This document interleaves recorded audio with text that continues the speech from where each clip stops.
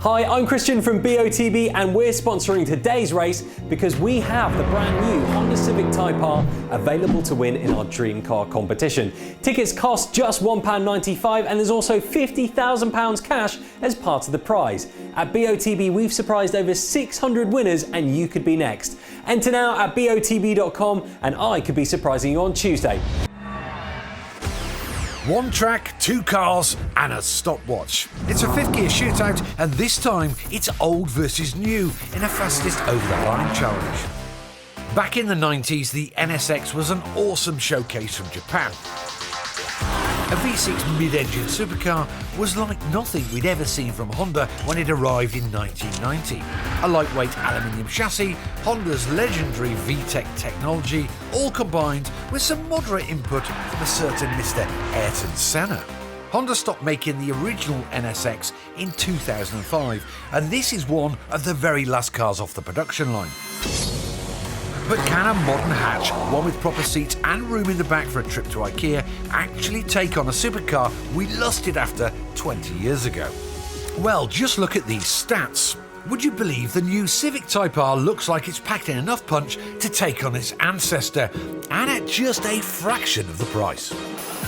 So then, which is fastest around the track? First up, it's the NSX.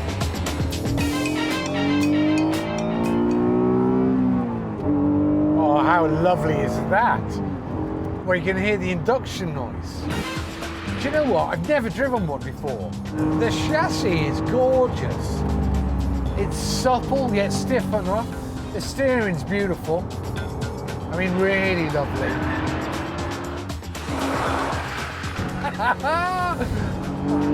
That's really delightful. So the price of this car when new was 60 grand. Which, adjusting for inflation, all the rest of it, was £90,000, which was a lot of money back then, but actually, a lot of car for the money. And, this would have been a shrewd investment, actually, because, this car is a very good example of it. And this is way over 100 grand, I think, now.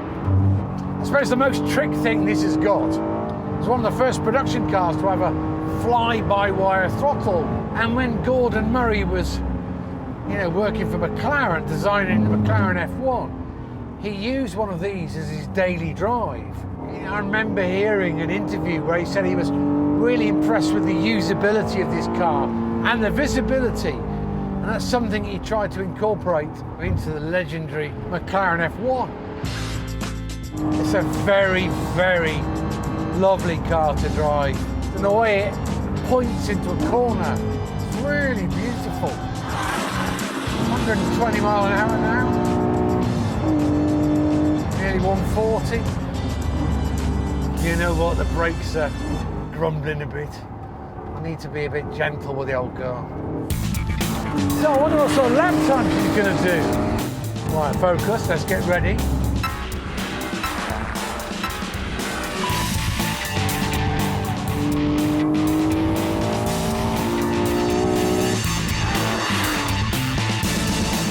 Brakes were growling so much. When it's in the corner, it's just got like this flatness to it. And the NSX crosses the line in 1 minute 21.3. Not bad for a car with its roots in the 90s. Right then, let's see if a modern hot hatch can beat that. Time for the Civic. Here in the British Tourer Car Championships, even though this is a road car and those aren't, these things have been a right royal pain in the backside. Because they're a bit quick. Initial impressions, it's too stiff. Jesus. So there's 3 driving modes. I've got this in Plus R, which basically stiffens everything up. The dampers would improve the throttle response, make it a bit sharper, a bit more edgy, and also increases this synthetic engine noise, which my God, I hate it. I want to rip it out of the car. God, it's awful. It's got amazing grip in the corner. I mean, hardly any understeers to speak of. It's a little bit, but 320 horsepower in a front-wheel drive car. Impressive. One thing I would say is the rear is too planted. Definitely needs a little bit more rotation in it. Now on this facelift model, the brakes have been uprated to give it a much better initial bite and more feel, and you know, yeah, they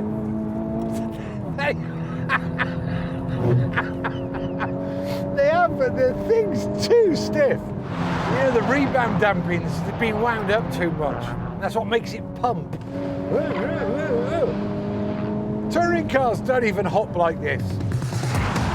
So a wee bit like the NSX, you know, they've used aluminium on this car. A lot of the suspension components and the bonnet are aluminium. And also it's got like an active suspension. There's G sensors all the way around the car, so the suspension can act or react much faster than the previous version. But an interesting fact is the gear throw is identical to the NSX at 40mm throw, and also they put like a, I think it's a 90-gram counterweight in it to make the shift perfect. And I have to say, the gear shift is lovely. Right, so let's have a hot lap, eh?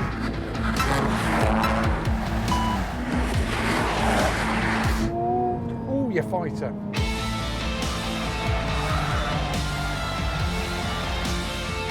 At the first checkpoint, the Civic is 1 second ahead. Dear me! Right almighty. Right, come on, baby, let's see how we're getting on. At the second checkpoint, it's now 2.5 seconds ahead of the NSX.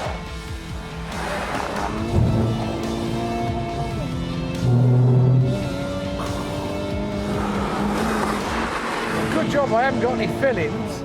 The Civic crosses a line in 1 minute 17.5, beating the NSX time by a little over 3 seconds. The NSX is certainly still a legend in our minds, with one of the most enjoyable chassis going.